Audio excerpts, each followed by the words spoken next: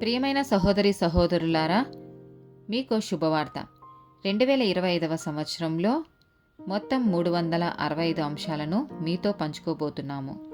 జనవరి 1వ తేదీ నుండి ప్రతిరోజు ఒక అంశము మరియు దానికి సంబంధించిన వాక్యమును పంచుకుంటాము. దయచేసి ఆ వాక్యములను వినండి, ధ్యానించండి మరియు ఆశీర్వదించబడండి. దయచేసి సబ్స్క్రైబ్ చేయండి మరియు మీ స్నేహితులతో పంచుకోండి. ధన్యవాదాలు.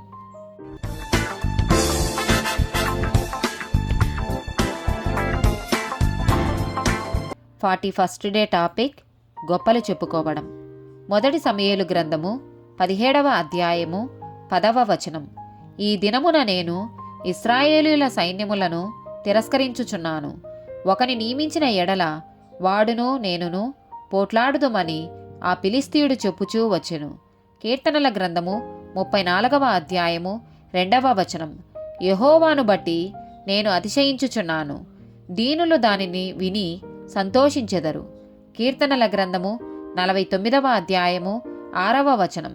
తమ ఆస్తియే ప్రాపకమని నమ్మి తమ ధన విస్తారతను బట్టి పొగడుకొను వానికి నేనేలా భయపడవలెను. కీర్తనల గ్రంథము 52వ అధ్యాయము 1వ వచనం. శూరుడా, చేసిన కీడును బట్టి నీవెందుకు అతిశయపడుచున్నావు? దేవుని కృప నిత్యముండును. సామెతల గ్రంథము 27వ అధ్యాయము 1వ వచనం.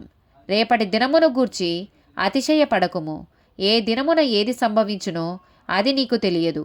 ఎహెచ్కేలు గ్రంథము 35వ అధ్యాయము 13వ వచనం. పెద్ద నోరు చేసుకొని మీరు నా మీద విస్తారముగా ఆడిన మాటలు నాకు వినబడెను. దానియేలు గ్రంథము 4వ అధ్యాయము 30వ వచనం. రాజు బబులోనును, ఈ మహావిశాల పట్టణము నా బలాధికారమును నా ప్రభావ ఘనతను కనపరచుటకై నా రాజధాని నగరముగా నేను కట్టించినది కదా అని తనలో తాననుకొనెను. లూకాసు వార్త 18వ అధ్యాయము 10 నుండి 12 వచనాలు. ప్రార్థన చేయుటకై 2 మనుషులు దేవాలయంనకు వెళ్ళిరి. వారిలో ఒకడు పరిసయ్యుడు, ఒకడు సుంకరి. పరిసయ్యుడు నిలవబడి, దేవా, నేను చోరులను, అన్యాయస్తులను, వ్యభిచారులనైనా ఇతర మనుషుల వలెనైనను ఈ సుంకరి వలెనైనను ఉండనందుకు నీకు కృతజ్ఞతాస్తుతులు చెల్లించుచున్నాను. వారంనకు 2 మారులు ఉపవాసం చేయుచు నా సంపాదన అంతటిలో 10వ వంతు చెల్లించుచున్నానని తనలో తాను ప్రార్థించుచుండెను. అపోస్తుల కార్యములు 5వ అధ్యాయము 36వ వచనం. ఈ దినములకు మునుపు తూదా లేచి తానొక గొప్పవాడనని చెప్పుకొనెను. ఇంచుమించు 400 మంది మనుషులు వానితో కలుసుకొనిరి.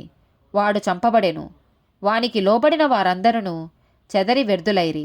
రోమీలకు రాసిన పత్రిక 2వ అధ్యాయము 17వ వచనం.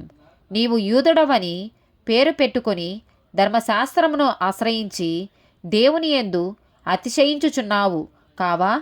ఆమేన్.